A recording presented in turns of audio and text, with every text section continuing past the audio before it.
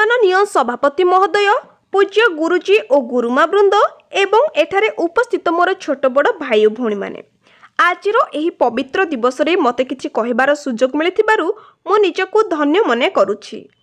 आज 26 जनवरी 2025 मसीहा आम देशर 76तम साधारणतंत्र दिवस। आमे प्रतिवर्ष 26 जनवरी को साधारणतंत्र दिवस बा गणतंत्र दिवस भाबरे पालन करि आसुछे। आजिर एही पवित्र दिनटी हेउछि प्रत्येक भारतीयंक पई अत्यंत गर्व और गौरवर दिन। आपण माने समस्ते जानिचंती आम देश 1947 मसीहा अगस्ट 15 तारिख दिन स्वाधीन होइथिला, किंतु आम देश रे कौनसी आईन कानून संविधान नथिला। तेणु डॉक्टर भीमराव आंबेडकर अध्यक्षतार एक टीम आम देश संविधान लिखिबा आरंभ कर देइथिले। 1950 मसीहा जनवरी मास 26 तारिख रे आम देश संविधान कार्यकारी हैला एवं आम देश एक स्वतंत्र सार्वभौम गणतांत्रिक राष्ट्र रूपे विश्व रे स्वीकृति लाभ करिथिला।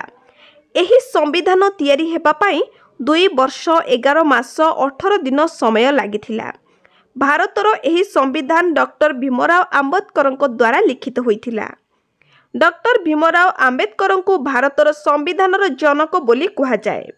आजिर एही पवित्र दिन रे समस्त स्कूल कॉलेज और सरकारी अनुष्ठान मानकरे जातीय पताका उत्तोलन करा जाए और जातीय संगीत गान करा जाए। आजिर एही पवित्र दिवस रे आमर समस्त स्वाधीनता संग्रामी वीर पुत्र मानकु प्रणाम करी भावपूर्ण श्रद्धांजलि अर्पण करुछि।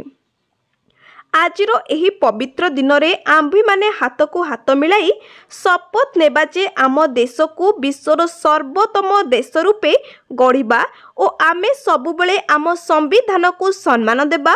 मु एतिकी कही मोर वक्तव्य शेष करुछि। जय हिंद, जय भारत, भारत माता की जय। आजिर एही पवित्र भाषणटी एइठी रखिबा। भिडियोटी शेष पर्यंत देखंतु। भिडियोटी भल लागिथिले भिडियोटी को लाइक कर दियंतु, चैनल को सब्सक्राइब करी बेल आइकन को क्लिक कर दियंतु। रहुछि। जय जगन्नाथ।